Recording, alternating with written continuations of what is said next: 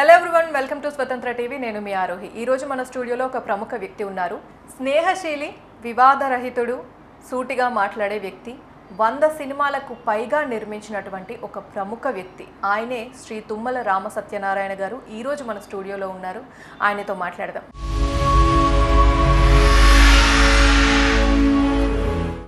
నమస్తే సార్. నమస్తే. Welcome to the show. ఎలా ఉన్నారు సార్? బాగున్నాను. We are very happy to see here. మీరు ఇక్కడికి వచ్చినందుకు చాలా హ్యాపీగా ఉంది మాకు. Thank you so much for coming. Cinema తీయడం ఒక ఎత్తు అయితే దాన్ని రిలీజ్ చేయడం ఇంకో ఎత్తు. సరే, ఇంకా కింద మీద పడి కష్టపడి రిలీజ్ చేసిన తర్వాత ఆ సినిమా సక్సెస్ అవుతుందా, ఫ్లాప్ అవుతుందా అనేది మన చేతుల్లో ఉండదు. సో దీని మీద మీ అభిప్రాయం ఏంటి? అంటే మీ చేతిలో ఉండదు అనేది మీ అభిప్రాయం. నా అభిప్రాయం అయితే ఖచ్చితంగా మన చేతిలో ఉంటుందండి. మనం తీసిన సినిమా ఏంటో మనం 10 సార్లు చూస్తాం. రిలీజ్ చేసిన తర్వాత ప్రేక్షకులకి ఏ రిజల్ట్ వస్తుంది అదే రిజల్ట్ వస్తుంది. అంటే మనకు ఒక జడ్జిమెంట్ ఉంటుంది కదా. మనం బయట సినిమాలని మనం జడ్జ్ చేసేటప్పుడు మన సినిమా గురించి కూడా మనం జడ్జ్ చేయగలం. అంటే పైగా ఆడియన్స్ ఒకసారి చూస్తాడు. మనమైతే డబ్బింగ్లో, ఎడిటింగ్లో, షూటింగ్లో 10 సార్లు చూస్తాం కదా. ఖచ్చితంగా నా సినిమా మీద నా జడ్జిమెంట్ ఖచ్చితంగా ఉంటుంది నాకండి. కాబట్టి ఇందాక మీరు అడిగినట్టుగా సినిమా తీయటం ఒక ఎత్తు, రిలీజ్ చేయడం ఒక ఎత్తు అన్నారు కదా. అదేమి ఇబ్బంది లేదు మాకు.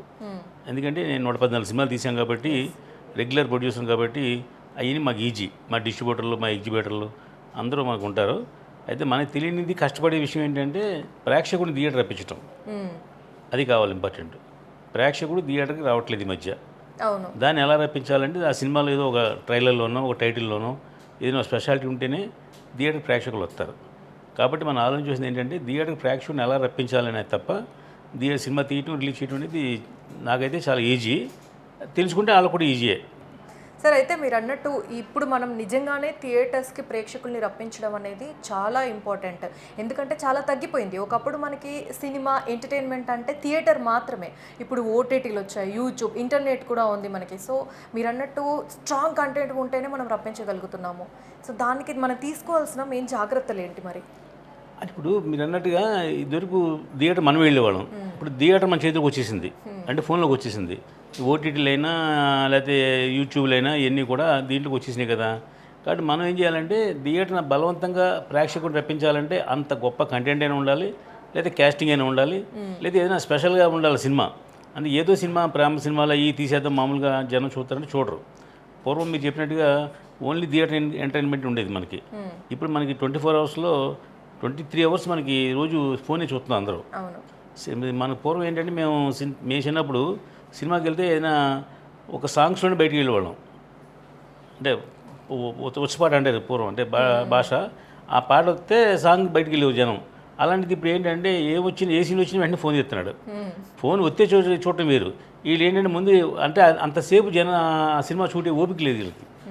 అది మెయిన్. పూర్వం సినిమాలు దానవీర సూరకర్ణ, కురుక్షేత్రం లాంటి సినిమాలు 3 గంటలు 3 గంటలన్నర ఉండేయండి. ఆ తర్వాత 2 గంటలకు వచ్చింది. రామ్ గోపాల్ గారు వచ్చిన తర్వాత 1 గంటన్నరలో సినిమా తీస్తున్నారు. ఇప్పుడు దాని తర్వాత వెబ్ సిరీస్ అనేవి 22 నిమిషాలు 30 నిమిషాలు వస్తున్నాయి. ఈటీవీ సీరియల్స్ అయితే 22 మినిట్స్ వస్తున్నాయి. ఇప్పుడు ఇంకొంచెం కొత్తగా చాయ్ బిస్కెట్ అని ఒక యాప్ వచ్చింది. దాంట్లో 2 మినిట్స్ ఉంటుంది. అంటే వాళ్ళు ముందు కనిపెట్టారు ప్రేక్షకుడికి అంత సహనం లేదు కాబట్టి మనం అరగంట 30 గంటలు వద్దు, 2 మినిట్స్ తెద్దామని ఉద్దేశంతో కొత్త కాన్సెప్ట్ పెట్టారు. అది డెఫినెట్గా సక్సెస్ అయ్యింది, అవుతుంది కూడా. భవిష్యత్తులో అందరూ కూడా ఈ 2 మినిట్స్ కాన్సెప్ట్లోకి వస్తారు. అప్పుడు ఏంటంటే ప్రేక్షకుడు త్వరగా తేలిపోవాలి అకౌంట్. మీకు ఎంతసేపు చేటబారంలా చెప్తే అయిన ఓపిక ఎవరికి లేదు. సినిమా అంటే ఒక ట్రైలర్లా ఉండాలి. మన సినిమాలో ఏముందో ఆ ట్రైలర్ ఎలా చూపిస్తాం మనం, అలాగా సినిమా మొత్తమే ట్రైలర్లా ఉండాలి. అలాంటి కాన్సెప్ట్ భవిష్యత్తులో వస్తాయి. ఇప్పుడు పోటీ ప్రపంచం కాబట్టి రోజుకి 14 టీవీ ఛానల్స్లో సినిమాలు వస్తున్నాయండి. అంటే 14 3 42 సినిమాలు వస్తున్నాయి రోజు. ఈ కాకుండా యూట్యూబ్లో వందలాది సినిమాలు ఉన్నాయి. ఈ కాకుండా నెట్ఫ్లిక్స్, అమెజాను ఇవన్నీ ఉన్నాయి. అంటే నేను చెప్పి టీవీ ఛానల్స్ కాకుండా యాప్స్ ఉన్నాయి కదండి, ఓటీటీ యాప్స్. అయ్యి అంటే సుమారుగా ప్రతిరోజు మనిషి చూడటానికి 100 సినిమాలు ఉన్నాయి ఒక రోజుకి. కొత్త సినిమా అని చెప్పేది. అలాంటప్పుడు ప్రేక్షకుడు థియేటర్కి ఎలా వస్తాడు?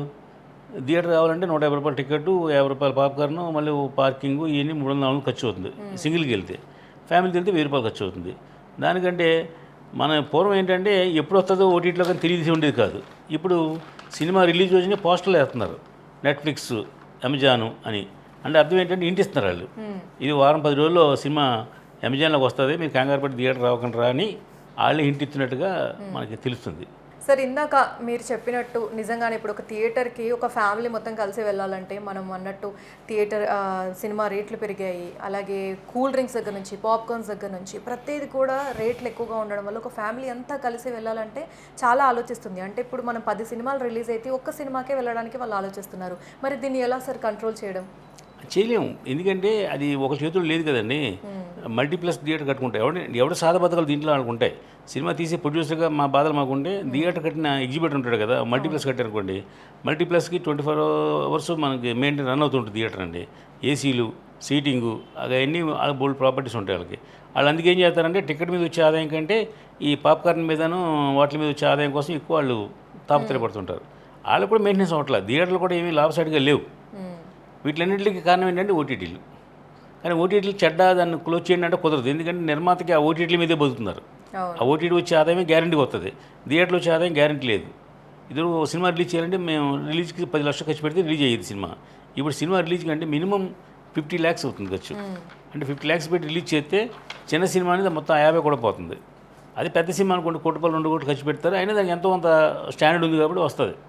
ఈ పెద్ద లేకపోతే మా ఇంటి బంగారం ఇలాంటి సినిమాలన్నీ కూడా అవి ఒక క్వాలిటీ స్టాండర్డ్ ఉన్నాయి, ఒక 20 కోట్లు 15 కోట్లు తీసిన సినిమాలు కాబట్టి వాటికి భవిష్యత్తు ఉంది. ఈ చిన్న సినిమాలు ఉంటాయి, 1 కోటి రూపాయలు 2 కోట్లు తీసే సినిమాలకి ఇక డెఫినెట్గా భవిష్యత్తు ఉండదు.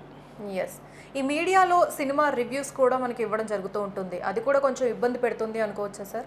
100% ఇబ్బంది పెడుతుందండి. మేము ప్రొడ్యూసర్ కౌన్సిల్ నుంచి మేము ఏమంటున్నామంటే శుక్రవారం, శనివారం, ఆదివారం 3 రోజులు రివ్యూలు ఇవ్వద్దు. మీకు అంటే వాక్ స్వాతంత్రం ఉంది, మేము మాట్లాడే హక్కు మీకు ఉంది అని కాబట్టి ఛానల్స్ వాళ్ళకి ఒక సోమవారం నుంచి ఇవ్వండి.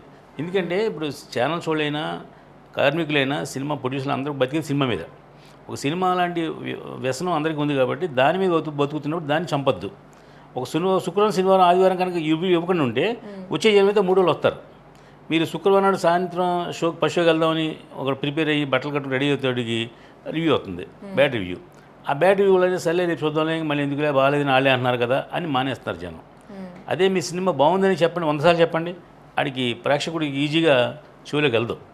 ఎందుకంటే బాగుందన్న విషయం ఎంత స్లోగా మనకి మైండ్లో వస్తుందో బాగులేని విషయం స్పీడ్గా స్ప్రెడ్ అవుద్ది. కాబట్టి ఈ రివ్యూలు అనేది 100% తగ్గించి, అంటే మేము చేయకూడదా, మేము ఎందుకు రివ్యూలు ఇవ్వకూడదు అంటారు మళ్ళీ. అందువల్ల ఇవ్వండి, ఒక 3 రోజులు బతకండి సినిమాని. శుక్ర, శని, ఆదివారం ఎలాగ సోమవారం నాటికి సినిమా ఉండదు, మీరు రివ్యూలు చెప్పేటప్పుడు థియేటర్లో సినిమా ఉండదు. ఇదివరకు వీక్లీ ఒక సినిమా వచ్చేదండి, అంటే సంవత్సరానికి 52 వారాలు అయితే 52 సినిమాలు వచ్చాయి. ఇప్పుడు వీక్లీ తీసేశారు, హాఫ్ వీక్ అంటే 3 రోజుల సినిమా, శుక్ర, శని, ఆదివారం ఆడుతుంది సినిమా, సోమవారం మళ్ళీ మార్చుకోవాల్సి వస్తుంది. ఈ పూర్వం మాకు థియేటర్ ఉంది, థియేటర్ రోజుల్లో థియేటర్ క్లోజ్ చేయడం కానీ నో షో కానీ ఉండేది కాదు. తుఫాన్ వచ్చినా, వర్షం వచ్చినా 10 మంది 20 మంది వచ్చేవారు.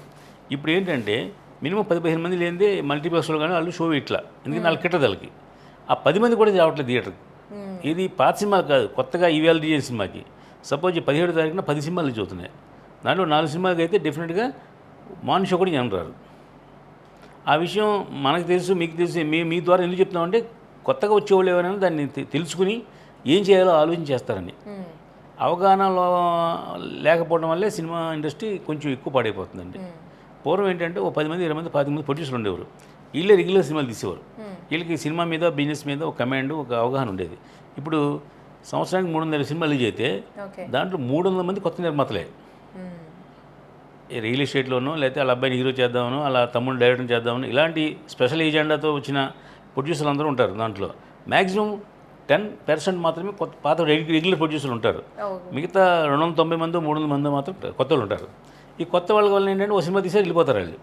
ఇప్పుడు అక్కడ అయిపోతే మళ్ళీ ఇంకోటి వస్తాడు, మళ్ళీ ఇంకో సినిమా తీస్తాడు, ఆడ అయిపోతాడు, మళ్ళీ వెళ్ళిపోతాడు, ఇంకోటి వస్తాడు. ఇది నదిలా ప్రవహిస్తుంది కాబట్టి కొత్త నిర్మాతలు అందరూ వస్తున్నారు. వాళ్ళ వల్ల ఇండస్ట్రీ కూడా సర్వైవ్ అవుతుంది. ఎందుకంటే ఇప్పుడు మన పాత వాళ్ళ సినిమా తెలియదు అనుకోండి, సినిమా ఎక్కడ ఉంటుంది మరి? అందులో ఒక విధంగా ఇండస్ట్రీ సర్వైవ్ అవ్వడం కారణం కొత్త నిర్మాతలు, ఇండస్ట్రీ పాడైపోవడం కారణం కూడా కొత్త నిర్మాతలే.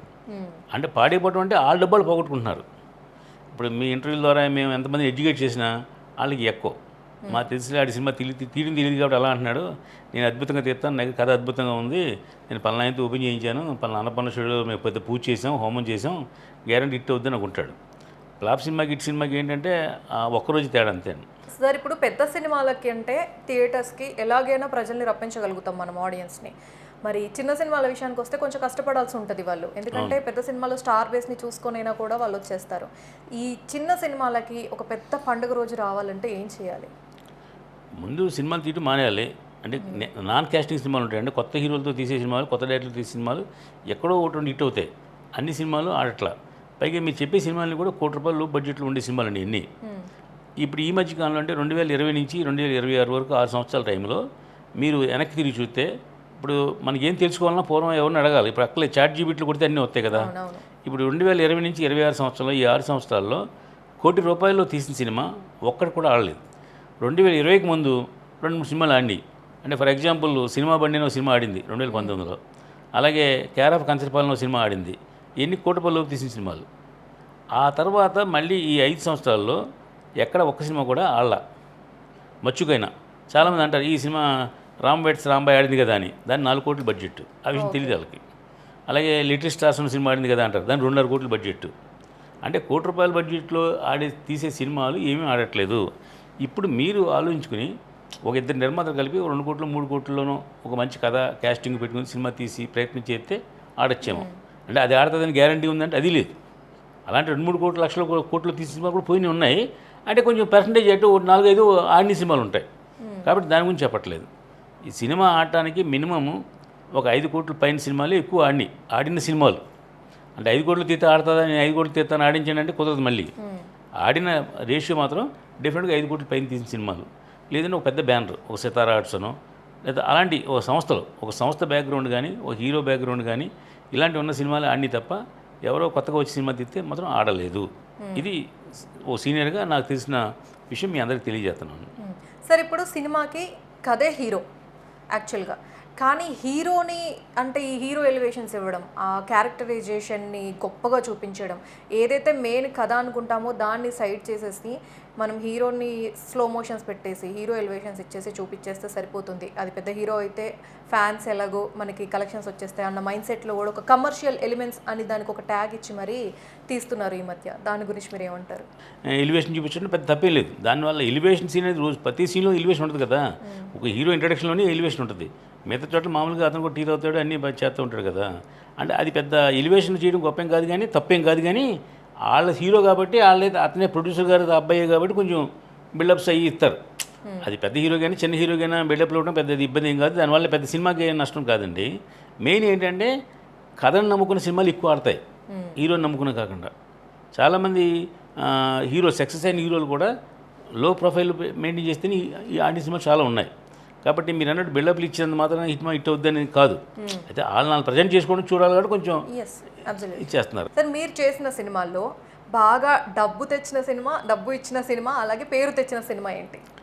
నేను 114 సినిమాలు తీస్తే ఒక 14 సినిమాలు సూపర్ హిట్లు ఉన్నాయి. డబ్బు తెచ్చిన సినిమా అంటే నాకు ఇంచుమించుగా ఒక 4-5 సినిమాలు లాస్. నాకు మిగతా అన్ని సినిమాలు నాకు ప్రాఫిటే.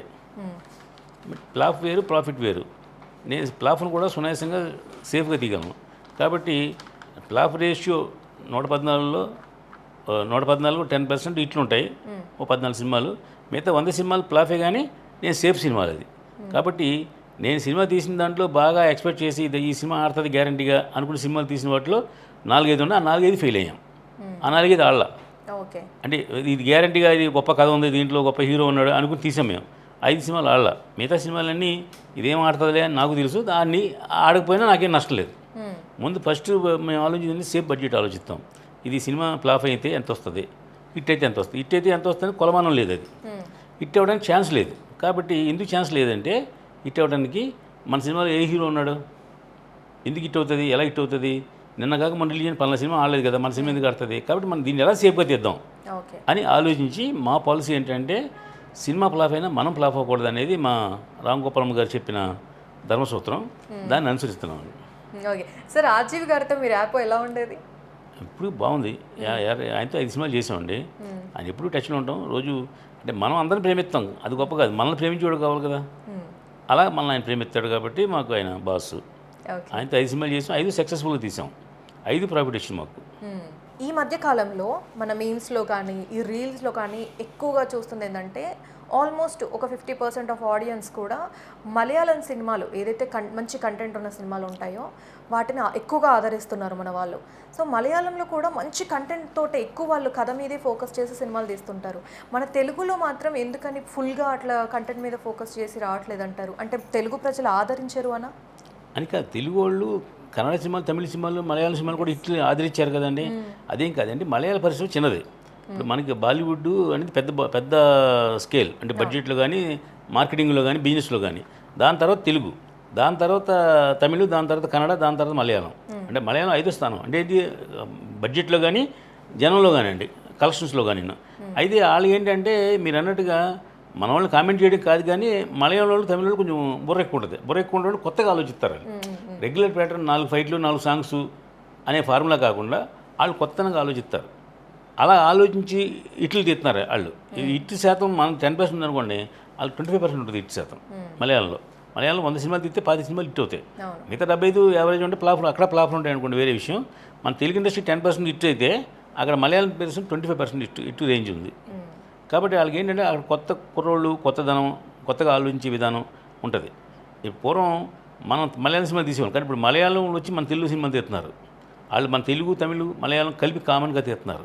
ఇప్పుడు పాన్ ఇండియా వచ్చిన తర్వాత ఏంటంటే ఇదివరకు డబ్బింగ్ చేయటం, రీమేక్లు చేసి ఉండేవి. ఇప్పుడు ఏం అవసరం, 4 భాషలని మనం ఒకేసారి వెళ్ళిపోవచ్చు.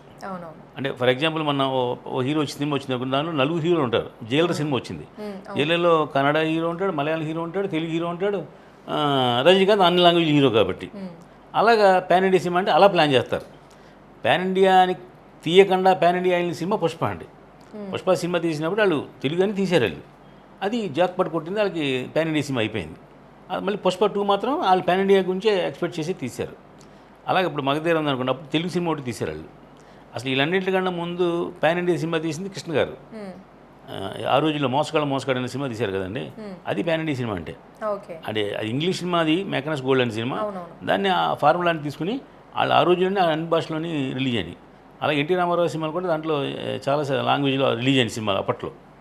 ఆ తర్వాత ఇప్పుడు ఈ మధ్య జనరేషన్ పెరిగిన తర్వాత ఈ పాన్ ఇండియా సినిమాలు, యంగ్ హీరోలు వచ్చిన తర్వాత ఈ పాన్ ఇండియా సినిమాలు స్టార్ట్ అయినాయి. అప్పుడు 500 కోట్లు 600 కోట్లు బడ్జెట్ లేవుగా, ఇప్పుడు వస్తున్నాయి కొత్తగా.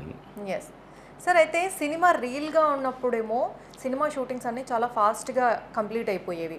ఎప్పుడైతే హార్డ్ డిస్క్లోకి మారిందో అప్పటి నుంచి మనకి సినిమా షూటింగ్స్ అన్నీ కూడా సంవత్సరాలు పడుతున్నాయి, సంవత్సరాలు తీసుకుంటున్నారు కంప్లీట్ చేయడానికి. మరి ఈ ప్రాసెస్లో ప్రొడ్యూసర్స్కి కొంచెం నష్టమే కదా సార్? నష్టమే అండి. అయితే ఏంటంటే రాజమౌళి గారు లాంటి వాళ్ళు, సుకుమార్ లాంటి వాళ్ళు ఏంటంటే కొంచెం వాళ్ళు చాలా జాగ్రత్తగా, హిట్ శాతం వాళ్ళకి ఎక్కువ ఉంది. రాజమౌళికి అయితే 100% ఉంది హిట్ శాతం. కాబట్టి వీళ్ళు తీసింది చెల్లుతుంది. వాళ్ళు ఆల్రెడీ హిట్ ఇచ్చారు కాబట్టి మళ్ళీ వాళ్ళు కామెంట్ చేయలేక డైరెక్ట్లో హీరోలు కానీ, ప్రొడ్యూసర్లు కానీ వాళ్ళకి ఎస్ అంటున్నారు. అదే కనుక ఇప్పుడు పూరి జగన్నాథ్ లాంటి వాళ్ళు కూడా 30 రోజుల్లో షూటింగ్ చేసి సూపర్ హిట్లు కొట్టి చాలా సినిమాలు ఉన్నాయండి. ఇప్పుడు పోకిరి సినిమా ఉందనుకోండి, అసలు ఎన్ని రోజులు తీశారు? 30 రోజులు సినిమా తీశారు మహేష్ బాబు పెట్టి. ఇప్పుడు అదే మహేష్ బాబు పెట్టి మళ్ళీ 2 సంవత్సరాలు తీస్తున్నారు. అదే మిగతా హీరోని పెట్టి, బన్నీ గారు లాంటి హీరోలు పెట్టి 3 సంవత్సరాలు తీస్తున్నారు వాళ్ళు. అంటే అన్ని సంవత్సరాలు తీస్తే ఆడుతుందని రూల్ ఏం లేదు. అన్ని సంవత్సరాలు తీసినా కూడా ఆడిన సినిమా చాలా ఉన్నాయి. బట్ పవన్ కళ్యాణ్ సినిమా వచ్చింది మొన్న, హరిహరి వీరమల్లి అనే సినిమా, అది చాలా కాలం తీశారు వాళ్ళ. అంటే ఆడపడడానికి ఏమి దీనికి ఈ కొలమానం లేదు. ఎక్కువ కాలం తీస్తే ఆడుతుందా లేదా ఆడదా అనే విషయం లేదండి. మలయాళంలో అయితే 25 డేస్లో సినిమా తీసేస్తారు వాళ్ళు. వాళ్ళకి ఏంటంటే టెక్నిక్ ప్లస్ ఆ సినిమా మీద, కంటెంట్ మీద వాళ్ళు డిపెండ్ అవుతారు తప్ప హీరోల మీద డిపెండ్ అవ్వరు. అక్కడ హీరోలు ఉన్న 10 మంది ఉన్నా ఆ 10 మంది సినిమాలు కాకుండా మిగతా 100 సినిమాలు ఉంటాయి కదండి. ఈ 100 సినిమాలు కూడా 25% హిట్లు ఉన్నాయి మలయాళంలో. కాన్సెప్ట్ హిట్ అయింది, నేను అవి మన వాళ్ళు అడాప్ట్ చేసుకుంటలేదు. ఎందుకంటే ప్రొడ్యూసర్లకి ఏమో, పెద్ద ప్రొడ్యూసర్లు ఏమో ఈ డైరెక్టర్లతో మాట్లాడారంటే వాళ్ళకి కావాల్సిన డేట్లు, హీరోలు, కాంబినేషన్ తప్ప వర్కింగ్ డేస్ ఎంత బడ్జెట్ అనేది వాళ్ళకి అవసరం లేకుండా ఉంది. ఇప్పుడు పెద్ద సినిమా ఉందండి, అన్ని 100 కోట్లు అయింది సినిమా. అంటే లక్కీగా సినిమా హిట్ అయింది కాబట్టి సేఫ్ అయ్యారని అంటున్నారు, కానీ ప్రొడ్యూసర్లకు సేఫ్ అవ్వలేదేమో నేను అనుకుంటున్నాను. డిస్ట్రిబ్యూటర్లు కొన్నవాళ్ళు సేఫ్ అయ్యారు తప్ప. అంటే ఇదివరకు మనకు ఓన్లీ థియేటర్ ఆదాయం ఉండేది. ఇప్పుడు ఏంటంటే ఓటీటీ ఆదాయం మెయిన్ ఎక్కువ ఉంది. అవి చాలా పెద్ద అమౌంట్ కొంటున్నారు. నిన్న ఫౌజీ అనే సినిమా 180 కోట్లకి ఓటీటీ కొన్నారని న్యూస్ వచ్చింది. అలా సేఫ్ అవుతున్నారు అంతే తప్ప థియేటర్లో డబ్బు అంతా రావట్లేదు. మరి ఒక సినిమాకి బడ్జెట్ని కంట్రోల్ చేయొచ్చా సార్? చేయలేము, పెద్ద సినిమాలు చేయలేము. చేతులు ఉండదు వాళ్ళు. ఎందుకంటే రోజుకి ఇప్పుడు మీరు చెప్పారు కదా 300 రోజు 3 సంవత్సరాలు తీస్తున్నారు కదా సినిమాలు, అవి కంట్రోల్లో ఉండవు. ఇంకా అవి చిన్న సినిమా అనుకుంటే మన కంట్రోల్ ఉంటుంది. మేము సినిమా తీసేవాటి మా కంట్రోల్ ఉంటుంది. బడ్జెట్ ఎంత అనుకుంటే అంతలో తీయగలం మేము. పెద్ద సినిమాలు కంట్రోల్ ఉండదు. అంటే ఇప్పుడు మ్యాండేటరీ అయిపోయాయి కదా మనకి హోటల్ రూమ్స్ కానీ క్యారవాన్స్ కానీ ఇవన్నీ కూడా. క్యారవాన్ ఏంటంటే బాబు, ఒక్కో సినిమా షూటింగ్లో 100 క్యారవాన్లు ఉంటాయి. బడ్జెట్ కంట్రోల్ తప్పుతుంది అంతే 100% తప్పుతుంది. అసలు బడ్జెట్లో అనుకున్న బడ్జెట్లో తీసాం అన్న పెద్ద సినిమా ఏది లేదు ఇంతవరకు. ఇప్పుడు మురళీమోహన్ గారు అతడైన సినిమా తీశారు, ఆ సినిమా సూపర్ హిట్ సినిమా, కానీ లాస్ వచ్చింది వాళ్ళకి. అప్పటి నుంచి మురళీమోహన్ గారు మళ్ళీ సినిమా తీయలేదు. ఏది సినిమా తీయలేదు, డబ్బులే కాదండి, కంట్రోల్ లేదని ఉద్దేశం తీయలేదు. అలాగే పాత ప్రొడ్యూసర్ చాలామంది ఉన్నారు. ఇప్పుడు పోకూరి బాబురావు గారు, పోకూరి కృష్ణ గారు, వీళ్ళందరూ చాలా సినిమాలు తీశారు. వాళ్ళందరూ ప్రజెంట్ సినిమాలు తీయట్లా. ఎందుకంటే వీళ్ళు కాస్ట్ కంట్రోల్ ఉండట్లేదు, ప్లస్ హీరోలు సినిమా అంతా హీరోలకి డైరెక్ట్గా వెళ్ళిపోయింది. ఇద్దరు మెయిన్ ప్రొడ్యూసర్ ఉండేవాడు, ఆ ప్రొడ్యూసర్ ఏం చెప్తే మిగతా వాళ్ళందరూ చేసేవారు. ఇప్పుడు డైరెక్టర్ మీద ఆధారపడింది, లేదా హీరో మీద ఆధారపడింది. ఇప్పుడు తీసేసి ప్రొడ్యూసర్లు అందరూ ఏంటంటే ఎకానమిక్స్ ఆలోచించుకుంటున్నారు. సరే ఈ హీరోని పెడితే డైరెక్టర్ పెడితే మనకి ఇంత బిజినెస్ అవుతుంది, ఇంకా మనకి ఏముంది ఎలా చేస్తే అలా చేస్తే చేయనివ్వండి అంటున్నారు తప్ప ప్రొడ్యూసర్ కంట్రోల్ తప్పిపోయింది ఇండస్ట్రీ. ఇప్పుడు ఓన్లీ డైరెక్టర్ మీద, హీరో మీద, వాళ్ళిద్దరి కంట్రోల్లోనే ఉంటుంది. మొన్న ఒకసారి ఒక ప్రొడ్యూసర్ కూడా స్టేట్మెంట్ ఇచ్చాడు, నన్ను ఎడిటింగ్ రూమ్ రావద్దన్నారు మా డైరెక్టర్ అని. అంటే పేర్లు ఎందుకు చెప్పడం కానండి, అంటే వాళ్ళు ఏంటంటే మళ్ళీ ప్రొడ్యూసర్ వస్తే ఇబ్బంది పడతామని, ప్రొడ్యూసర్ సలహాలు ఇస్తారేమో అని. ఓకే. ఇప్పుడు సురేష్ బాబు గారు అనుకోండి, రామానాయుడు గారు అబ్బాయి, ఆయన సూపర్ హిట్లు ఎన్ని సినిమాలు తీశారు? 150 సినిమాలు తీశారు సంస్థ. వాళ్ళు ఇప్పుడు సినిమాలు తీయట్లా. వాళ్ళకి స్టూడియో ఉంది, హీరో ఉన్నాడు, డిస్ట్రిబ్యూషన్ ఉంది, అన్నీ ఉన్నాయి వాళ్ళకి, ఫైనాన్షియల్గా పెద్ద పార్టీ, అయినా వాళ్ళ సినిమాలు తీయట్లా. ఇప్పుడు అన్నపూర్ణ వాళ్ళు సినిమాలు తీస్తున్నారంటే కేవలం వాళ్ళకి ఇద్దరు యంగ్ హీరోలు ఉన్నారు కాబట్టి, నాగార్జున గారు, చైతన్య, అఖిల్, వీళ్ళందరూ ఉన్నారు కాబట్టి సినిమాలు చేస్తున్నారు. ఇంకా రెగ్యులర్ చేసే ప్రొడ్యూసర్లు ఎవరంటే సితారా ఆర్ట్స్ ఒకళ్ళు ఎక్కువ చేస్తున్నారు. ఇంకా పోతే 24 ఫ్రేమ్స్ అని వీళ్ళు ఉన్నారు, అంటే వాళ్ళందరూ ఎన్ఆర్ఐస్, పీపుల్స్ మీడియా, వీళ్ళందరూ ఎన్ఆర్ఐ నుంచి వచ్చిన వాళ్ళు. ప్రజెంట్ ఎన్ఆర్ఐ నుంచి వచ్చిన ప్రొడ్యూసర్ల హవా నడుస్తుంది తప్ప రెగ్యులర్గా హైదరాబాద్లో ఉండి గతంలో 10 సూపర్ హిట్లు ఇచ్చిన ప్రొడ్యూసర్లు ఎవరు కూడా సినిమా తీయట్లా. తీసిన ఎప్పుడు అడపా తీస్తున్నారు. బెల్లంకొండ సురేష్ గారని, నల్మల బుజ్జి గారని, వీళ్ళందరూ రెగ్యులర్ ప్రొడ్యూసర్లు మొన్నటిదాకా. వీళ్ళు ఇప్పుడు ఎవరో పెద్దగా సినిమాలు చేయట్లేదు, ఎందుకంటే కంట్రోల్ చేతులు లేదు కాబట్టి. ఇండస్ట్రీ అనేది ఇప్పుడు ఎన్ఆర్ఐలో ఎక్కువ హవా నడుస్తుంది. వాళ్ళకి బడ్జెట్తో కొరవలేదు, వాళ్ళు ఎంత బడ్జెట్ అయినా అలా చేస్తూనే ఉన్నారు. వాళ్ళు ఎన్ని లాస్లు వచ్చినా చేస్తూనే ఉన్నారు. ఇప్పుడు మైత్రి మూవీస్ అనుకో, రన్నింగ్లో 7 సినిమాలు ఉంటాయి, పెద్ద హీరోల సినిమాలు వాళ్ళే చేస్తారు. ఇంకా ఏషియన్ ఫిల్మ్స్ అని ఒకటి ఉంది, వాళ్ళు కూడా 3-4 టైపులతో చేస్తారు. వాళ్ళు ఒక్కరు చేయరు వాళ్ళు. ఇప్పుడు రెగ్యులర్ చేసేది మాత్రం ఎన్ఆర్ఐ ప్రొడ్యూసర్లు మాత్రమే చేస్తున్నారని. ఓకే. ఇప్పుడు సినిమాకి కెప్టెన్ అంటే డైరెక్టరే, డైరెక్టర్ గారు ఏం చెప్తే అదే సెట్స్లో నడిచేది. కానీ ఈ మధ్య కాలంలో ఎక్కువగా హీరోల ఇన్ఫ్లుయెన్స్ ఇద్దరు డైరెక్టర్ అయ్యారు. ఇప్పుడు హీరో డైరెక్టర్ అంటే ఎక్కువ ఇన్వాల్వ్ అవుతున్నారేమో అవుతారు, ఎందుకంటే వాళ్ళ భవిష్యత్తు కోసం. ఇప్పుడు డైరెక్టర్ అయినా చేసి పాటు చేస్తానేమో వాళ్ళ భయం. ఒక స్థాయికి వచ్చేసిన తర్వాత వాళ్ళు అలా ఆలోచిస్తారు. అదే కొత్త ప్రొడ్యూసర్, కొత్త డైరెక్టర్ అనుకోండి, కొత్త హీరో అనుకోండి, సరే మనల్ని కోసమే సినిమా తీస్తున్నారు కదా అని వాళ్ళు నమ్ముదామని నమ్ముతారు. మేము అలా నమ్ముతాం, డైరెక్టర్ నమ్ముతాం, అది మేము బడ్జెట్ నమ్ముతాం, డైరెక్టర్ నమ్ముతాం తప్ప మేము దేంట్లో వీలు పెట్టాం మేమైతే. సార్ ఇప్పుడు ఒక సినిమా ప్రొడ్యూసరు ఈ ఫినాన్షియల్ దగ్గర కూడా కొంత మనీ తీసుకొచ్చి అనేది సినిమాకి పెడుతూ ఉంటారు, ప్రొడ్యూసింగ్ చేస్తూ ఉంటారు. సో దానికి టర్మ్స్ అండ్ కండిషన్స్ అవన్నీ ఎలా ఉంటాయి? ఇప్పుడు పూర్వం అయితే సినిమా మీద అప్పిచ్చేవారండి, ఎందుకంటే పూర్వం ఫిల్మ్ ఉండేది, ఫిల్మ్ ఉన్నప్పుడు ల్యాబ్ ఉండేది. ఇప్పుడు మనకి సబ్ రిజిస్టర్ ఆఫీస్ ఎలా ఉంటాయండి? ఇల్లు కొన్నా, ఇల్లు స్థలం కొన్నా అక్కడ మనకి ముద్రేస్తారు, ఈ స్థలం పలానా అమ్మాయి పలానా వాళ్ళకి అమ్మింది అని ముద్రేస్తారు. అప్పుడు మనకి సెక్యూరిటీ ఉండేది. అలాగే ఫిల్మ్ ల్యాబొరేటరీస్ ఉన్నప్పుడు ఏంటంటే, ఇప్పుడు పలానా ప్రొడ్యూసరు పలానా వాళ్ళ దగ్గర ఫైనాన్స్ తీసుకున్నాడంటే ఆ లెటర్ ఇచ్చేవారు. ఆ వితౌట్ పర్మిషన్, ఆ పర్మిషన్ లేకుండా సినిమా రిలీజ్ చేసేవారు కాదు పూర్వం. అది ఇప్పుడు ఏమైందంటే డిజిటల్ టెక్నాలజీ వచ్చిన తర్వాత ఇప్పుడు ఈ మీరు ఎందాక హార్డ్ డిస్క్ ఉంటుంది కదా, ఈ హార్డ్ డిస్కులు ఫస్ట్ 2 కాపీలు చేస్తారు, ఎందుకంటే వాడు పోతే అయినా భయం జాగ్రత్త కోసం క్యాపుతారు. ఇప్పుడు ఇక్కడ ఎవరి దగ్గర కంట్రోల్ లేదు. ఇప్పుడు మీ హార్డ్ డిస్క్ నాకు దొరికితే నేనే ప్రొడ్యూసర్ని, ఆయన దొరికితే ఆయనే ప్రొడ్యూసరు, ఏదే చేయొచ్చు. ఇక్కడ ఏంటంటే ఇక్కడ ఇది పలానా సినిమా మీదే అని ఎక్కడ రూల్ లేదు. సినిమా సెన్సార్ అయ్యేదాకా ఆ సెన్సార్ సర్టిఫికేట్లో ఈ సినిమా ప్రొడ్యూసర్ పలానాడు అనే వరకు కూడా సెక్యూరిటీ లేదు. అందుకే ఫైనాన్స్ అనేది ఇప్పుడు సినిమాలకి ఇవ్వట్ల, డిజిటల్ సినిమాలకి ఎవరికి ఫైనాన్స్ ఇవ్వట్ల. ఓన్లీ పెద్ద సినిమాలకి ఇస్తారు, స్టార్ హీరో సినిమాలకి, స్టార్ డైరెక్టర్ సినిమాలకి ఫైనాన్స్ ఇస్తారు. అసలు మినిమం ఒక 10 crores లోపు సినిమాలకి 90% ఫైనాన్స్ ఇవ్వట్ల. ఇదివరకు కోటపల్లి సినిమా తీసినా 70 లక్షలు ఫైనాన్స్ ఇచ్చేవారు, 70%, ఎందుకంటే 30% ప్రొడ్యూస్ పెడతారు కాబట్టి రిస్క్ ఉంటే ఆ దాంట్లో చూసుకుంటారని. ఇప్పుడు అసలు ఫైనాన్స్ సిస్టమే మారిపోయిందండి. Top 10 movies director, top hit అన్ని హీరోస్ 10 డైరెక్టర్లు ఉన్నారు మన ఇండస్ట్రీలో. ఆ 20 సినిమాలకే ఫైనాన్స్ ఇస్తారు, అది కూడా 4-5 పెద్ద ఫైనాన్స్లు ఉన్నారు, వాళ్ళే ఇస్తారు తప్ప మిగతా ఏ సినిమాకి ఫైనాన్స్ ఉండదు. తీసుకోరు కదా, తీసుకుంటారు ఇస్తే ఇవ్వరు. అప్పుడు ఏమవుతుందంటే పర్సనల్ గ్యారంటీ మీద తప్ప సినిమా మీద గ్యారంటీ కాదు. అండ్ ఈ పర్సంటేజ్ సిస్టమ్, లీజ్ సిస్టమ్, ఈ గొడవ ఏంటి సార్? అదేంటంటే అది పూర్వం చిన్న ప్రొడ్యూసర్లు పెద్ద ప్రొడ్యూసర్లు ఉన్నారండి ఇక్కడ ఇండస్ట్రీలో. పెద్ద ప్రొడ్యూసర్లకి రెంట్కి కావాలి థియేటర్లో, చిన్న ప్రొడ్యూసర్ ఓన్లీ పర్సంటేజే కావాలి. ఎందుకంటే మా సినిమా రెంట్కి పడేంత కెపాసిటీ లేదు మా సినిమాకి. అందుకే మేము చాలాసార్లు నిరాదీక్ష చేసాం. సినిమాలు చిన్న సినిమాలకి థియేటర్లు పర్సంటేజ్ విధానం పెట్టాలి అని. వాళ్ళు పెట్టట్లా, ఇవ్వాల. మేము ఓడిపోయాం వాళ్ళు ఇవ్వలేదు కాబట్టి. ఇప్పుడు థియేటర్ వాళ్ళు ఏమంటున్నారంటే మాకు థియేటర్ రన్నింగ్ ఇబ్బందిగా ఉంది, మేము పర్సంటేజ్కి ఇస్తామంటున్నారు. అదేంటి పర్సంటేజ్ మీరు ఇవ్వరు కదా, లోకడ ఇవ్వలేదు కదా అంటే చిన్న సినిమాలకి ఇవ్వనన్నాం. ఇప్పుడు చిన్న సినిమాలకి పెద్ద సినిమాలు ఇస్తేనే ఇస్తా అంటున్నారు. పెద్ద సినిమాలు పర్సంటేజ్ ఇస్తే ప్రొడ్యూసర్ నష్టం. ఫర్ ఎగ్జాంపుల్ ఒక సంజయ్ థియేటర్లో ఒక 3 లక్షల రూపాయలు రెంట్ ఉందనుకోండి, ఎగ్జాంపుల్ చెప్తున్నాను. 3 లక్షల రూపాయలు రెంట్ అనుకోండి. ఆ సినిమా 3 లక్షల రూపాయలు రెంట్ అడిగి థియేటర్ అతనికి రావాలి అంటే కనుక ఆ సినిమా ఒక 20 లక్షల రూపాయలు గ్రాస్ చేయాలి 7 రోజులు కలిపి. ఆ గ్రాస్ చేస్తే ఆ 3 లక్షల రూపాయలు రెంట్ అతను తీసుకుంటాడు. ఒక 18% జీఎస్టీ గవర్నమెంట్ తీసుకుంటుంది. అంటే 3,60,00,000, 3,60,000. ఇది ఒక 3,60,000, 7,60,000 పోతే మిగతా డబ్బు ఇతనికి వచ్చేది, ఎవరికి డిస్ట్రిబ్యూటర్కి వచ్చేది. ఆ డిస్ట్రిబ్యూటర్ దాంట్లో 10%, 20% కమిషన్ తీసుకుని మిగతాది ప్రొడ్యూసర్ పంపిస్తాడు. ఇది ఛానల్. ఇప్పుడు ఏమైందంటే ఆ పెద్ద లాంటి సినిమాలు, మా ఇంటి బంగారు లాంటి సినిమాలు హిట్ అవుతాయి. హిట్ అయ్యే సినిమాలకి రెంట్ అయితే ప్రొడ్యూసర్ లాభం. వాళ్ళే ఉన్నారు అలా కుదరదు, పెద్ద సినిమా కూడా మాకు పర్సంటేజ్ ఇవ్వండి అంటున్నారు. అంటే నేను చెప్పిన 20 లక్షల రూపాయలు గ్రాస్ చేసింది అనుకోండి సినిమా ఏదైనా, ఒక మా ఇంటి బంగారు 20 లక్షలు చేసింది అనుకోండి థియేటర్లో. ఇప్పుడు వాళ్ళకి 40% ఇవ్వాలి సపోజ్. అయితే మాడుకున్నాం 40, 35, 50 ఏదో మాడుకుంటాం కదా. 40% ఇస్తే 8 లక్షలు వెళ్ళిపోద్ది. మామూలుగా అయితే రెంట్ ఎంత 3 లక్షలే. కాబట్టి పెద్దవాళ్ళు ఏమంటున్నారు, మాకు పర్సంటేజ్ వద్దు, మాకు రెంటే కావాలి అంటున్నారు. మేము మా సినిమా ఉందనుకోండి, అదే సంజయ్ థియేటర్లో మా సినిమా వేస్తే 1,00,000 రూపాయలే గ్రాస్ వస్తుంది. 20 లక్షల రూపాయలు గ్రాస్ అవ్వడానికి మా దాంట్లో హీరో లేడు, పెద్ద డైరెక్టర్ లేడు కదా, 1,00,000 వస్తుంది. 1,00,000 వస్తే మేము అన్నాను 50% తీసుకోమంటున్నాం, తీసుకుంటాడు.